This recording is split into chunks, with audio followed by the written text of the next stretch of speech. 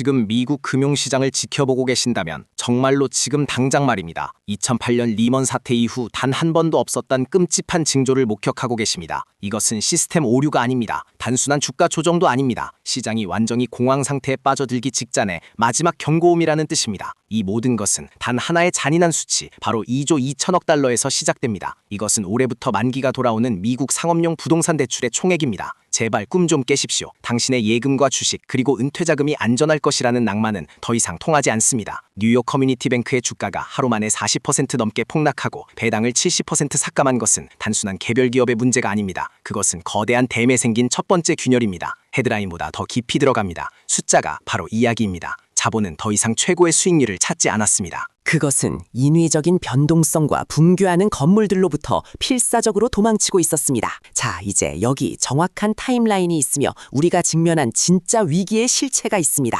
하지만 여기에 더 깊은 심리가 있습니다. 왜 월가의 거물들은 조용히 현금을 확보하고 있으며 왜 연준은 이 사태를 방관하고 있는 것일까요? 이것은 신호입니다. 각자도생의 시대입니다. 지금부터 아무도 말해주지 않는 상업용 부동산의 진실을 낱낱이 파헤쳐보겠습니다. 맨해튼의 유령 오피스들이 어떻게 당신의 지갑을 털어갈 준비를 하고 있는지 그 잔인한 체스 게임의 실체를 지금 공개합니다. 자, 이제 뉴욕 커뮤니티 뱅크의 내부를 들여다보십시오. 단순히 운이 없어서 주가가 떨어진 것이 아닙니다. 이 은행은 작년 무너진 시그니처 은행의 자산을 인수하며 덩치를 키웠습니다.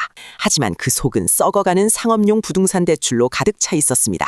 4분기 실적 발표에서 그들은 대손 충당금을 무려 5억 5,200만 달러나 쌓았습니다. 만약 뉴욕 커뮤니티 뱅크 같은 곳들이 하나둘씩 무너지기 시작하면 어떤 일이 벌어질까요? 은행들은 생존을 위해 대출 문턱을 극도로 높일 것입니다. 이것을 신용 경색이라고 부릅니다. 기업들이 돈을 빌리지 못해 도산하고 소비가 위축되며 결국 당신의 일자리와 소득에 직접적인 타격을 주게 되는 것입니다. 2008년 리먼 사태 당시 우리가 목격했던 그 지옥도가 다시 그려지고 있다는 뜻입니다. 하지만 여기에 더 깊은 심리가 있습니다. 월가의 대형 헤지펀드들은 이미 이 상황을 이용해 거대한 수익을 설계하고 있습니다. 그들은 상업용 부동산 저당증권의 부도를 확신하며 하락에 베팅하고 있습니다. 개미 투자자들이 뉴스 헤드라인을 보고 공포에 딸 때 그들은 이미 시스템의 붕괴를 기정사실로 하고 다음 체스말을 옮기고 있다는 사실을 잊지 마십시오. 자본은 더 이상 최고의 수익률만 찾지 않았습니다. 그것은 인위적인 변동성으로부터 도망치고 있었습니다. 이것은 남의 나라 이야기가 아닙니다. 바로 당신의 노후 자금이 걸린 문제입니다. 자본은 더 이상 안전한 피난처를 찾지 못하고 있습니다. 그것은 이미 붕괴하고 있는 건물들의 콘크리트 속에 매몰되어 버렸습니다. 중요한 부분이 있습니다. 이것은 단순히 은행의 파산으로 끝나지 않습니다. 도시의 파멸로 이어지는 둠루프, 즉 파멸의 고리가 작동하기 시작했습니다. 샌프란시스코나 시카고 같은 대도시의 중심가를 보십시오. 오피스 빌딩이 비어있으면 주변 상권이 죽습니다. 상권이 죽으면 세수가 줄어듭니다. 세수가 줄어들면 경찰과 소방 서비스가 약화되고 치안이 불안해집니다. 그러면 더 많은 기업과 사람들이 도시를 떠납니다. 이것이 다시 부동산 가치를 떨어뜨리는 악순환의 반복입니다. 숫자가 바로 이야기입니다. 샌프란시스코의 일부 오피스 빌딩은 최근 원래 가격의 70% 할인된 가격에 거래되었습니다. 이것은 시장의 붕괴를 넘어선 학살입니다. 그런데도 당신은 여전히 미국 경제가 견고하다고 믿고 있습니까? 공황이 시작되면 통제할 수 없다는 것을 알기 때문입니다. 그들은 당신이 마지막 순간까지 돈을 빼지 않기를 바랍니다. 그래야 그들이 먼저 빠져나갈 수 있으니까요. 자, 이제 우리는 이 체스 게임의 다음 수를 읽어야 합니다. 은행들이 대출을 줄이면 기업들은 자금난에 허덕이게 됩니다. 특히 기술 스타트업이나 중소기업들이 가장 먼저 타격을 입습니다. 해고가 시작되고 소비가 줄어듭니다. 이것은 실물 경제의 붕괴로 이어지는 직통노선입니다. 당신의 월급날이 무사할 것이라고 장담할 수 있습니까? 당신의 아파트 담보대출 금리가 지금보다 더 오르지 않을 것이라고 확신합니까? 이것은 신호입니다. 각자 도생의 시대입니다. 시스템은 이미 과부하 상태이며 누군가는 반드시 희생되어야 합니다. 중요한 부분이 있습니다. 이 위기는 미국만의 문제가 아닙니다. 한국의 금융기관들도 해외 상업용 부동산에 수십조 원을 투자했습니다. 미래에셋이나 이지스조산 운용 같은 곳들이 해외 빌딩 투자에서 거액의 손실을 보고 있다는 뉴스를 보셨을 겁니다. 이것은 시작에 불과합니다. 미국에서 건물이 무너지면 그 파편은 태평양을 건너 당신의 안방까지 날아올 것입니다. 숫자가 바로 이야기입니다. 한국 금융권의 해외 부동산 익스포저는 56조 원이 넘습니다. 이 중 상당수가 만기 연장에 실패하거나 원금 회수가 불가능한 상태에 빠져 있습니다. 자, 이제 더 잔인한 진실을 말하겠습니다. 은행들은 이미 알고 있습니다. 자기들이 빌려준 돈을 절대 돌려받지 못할 것이라는 사실을 말입니다. 그래서 그들은 지금 조용히 담보물을 처분하고 자산을 유동화하며 현금을 쟁여두고 있습니다. 시장의 유동성이 마르고 있다는 뜻입니다. 돈의 가치가 올라가는 것이 아니라 돈 자체가 사라지고 있습니다. 이것은 오타가 아닙니다. 시스템 오류도 아닙니다. 시장이 완전히 공황 상태에 빠져들기 직전의 고요함일 뿐입니다. 제발 꿈 좀 깨십시오.